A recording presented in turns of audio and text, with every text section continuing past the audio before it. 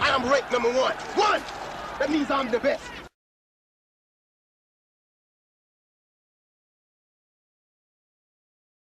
Wow. I tell you what, man. I tell you what.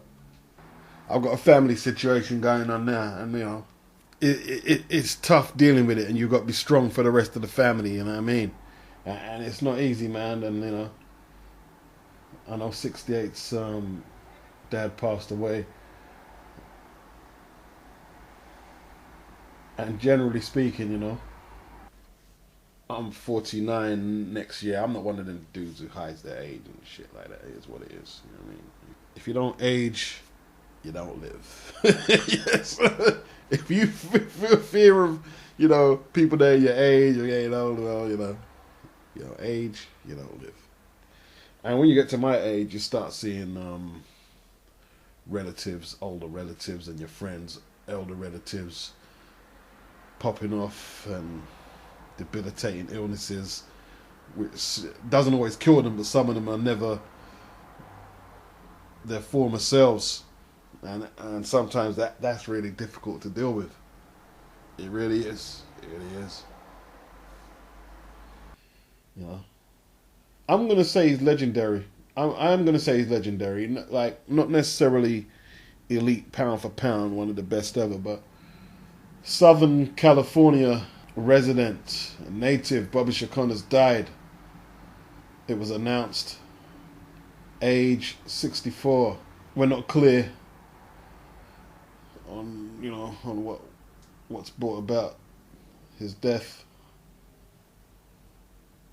but according to LA's Olympic Auditorium, we are now saying rest in peace, Bobby Chacon, former WBC boxing featherweight champion.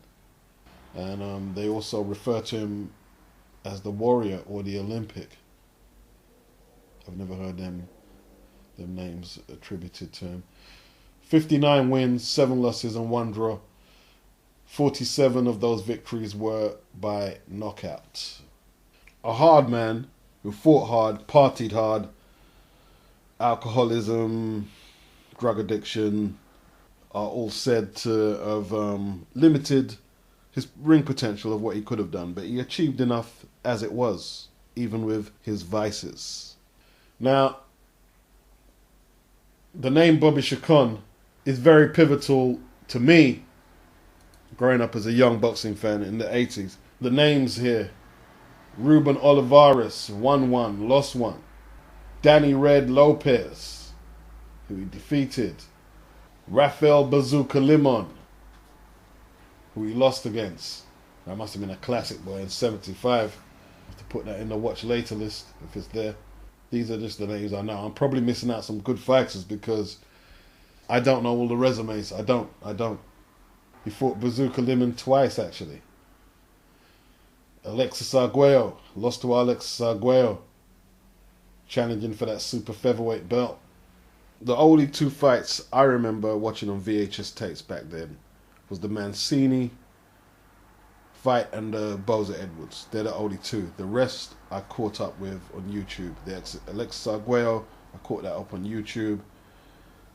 In all truth, I read about him more than I actually saw him. A lot of them fighters, while I know quite a bit about them, I'm able to at least tell you a fight or so, or some landmark event in their career, because I read a lot about them, and I read a lot about Bobby Chacon. And basically, he was adored by the sports writers in his feather pros. I think that's one of the biggest endorsements, is you can't hear a bad word about this guy here. Crowd pleasing style. Obviously didn't duck nobody or none of that shit there, and didn't ask for any favors. 3 fights against Limon, 1 victory, 1 technical draw and 1 loss. I remember him, the fight I definitely remember is the Cornelius Boza Edwards. Boza Edwards spent a lot of time in the UK as a Ugandan fighter. Mickey Duff used to manage him, and he's definitely one of the best fighters of that era. He's getting on himself, but he still looks good. And you see him over in America. I think what setup is Boza Edwards in? I can't remember now, man. Where I see Boza Edwards? I can't remember what capacity I've seen him in today, but these are guys These guys are in the Hall of Fame, man. These guys, we're putting it on. We're putting it on, and not in pay-per-view fights either. Just in solid top draw, lightweight and super featherweight and featherweight action. You know, these guys were putting it down. He fought Boza Edwards twice, actually. He lost the first one, and he beat him in a rematch. I saw the rematch on YouTube. Managed to catch that one. But serious fights. The first one is just a classic, man. Boza Edwards was training boxers in the Mayweather camp. I can't remember which boxers, but that's where I saw him. That's definitely where I saw him. Money team. Then later on, at lightweight, he lost to Ray Mancini, who TKO'd him in 3. Ray was just too big and strong for Bobby at that stage there. And there he was beating Freddie Roach. Fought Rafael Solis and beat Solis. Was very good. Solis was a very good super feather. He challenged Camacho. Solis actually he fought as high as up to super middleweight. He fought Charles the Hatchet Brewer. He actually hurt Charles. 5'5.5", tough as boots, good puncher, and I'm gonna say it, and I don't care if it sounds sentimental. You know, to me, it's hard to talk about 80s boxing for a prolonged period, and a name like that doesn't come up. I think that's probably one of the nicest tributes I can send the guy off to. You know what I mean? 2-time champion, WBC featherweight champion, and WBC super featherweight champion. The last victory against Rafael Limon, that was for the WBC super featherweight championship. The third fight with Rafael Limon was for the Limon's super featherweight title, which he took from Rolando Navarrete, which Navarrete took from Boza Edwards. I mean, that was the 80s, man. Tough era. And Bazooka Lemon, he was a character. He was crazy. Sometimes he'd joke around in the ring and appear that he wasn't taking it too serious, but he was a competitor. I remember one time he was fighting Sean Bay Mitchell, and he pulled his trunks down. I don't know if anyone remembers that. Was that on Tuesday Night Fights? Chacon fought him 3 times.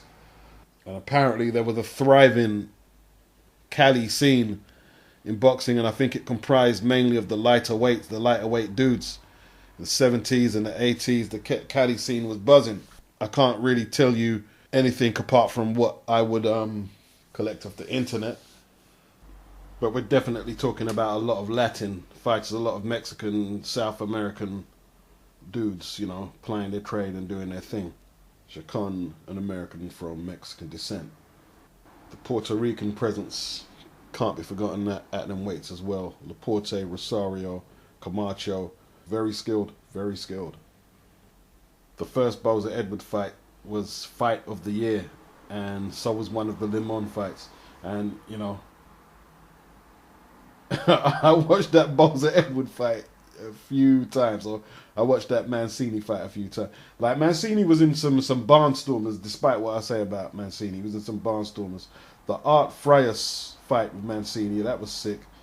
And Chacon gave it a go against Mancini, man, but trading with Mancini at lightweight after all them battles he had was never going to fly. But he gave it all he had, and I think that was his last title fight at that level. Say what you like, though, Mancini was an extremely strong lightweight. So if you hear me saying shit, I try and always give it some balance. Physically, he was an extremely strong lightweight. That has to be said. But, you know, R.I.P. to the champ. Maybe we can get Mr. Bashir, and he'll probably be able to recall some good memories of Bobby. That'd be interesting. Peace out.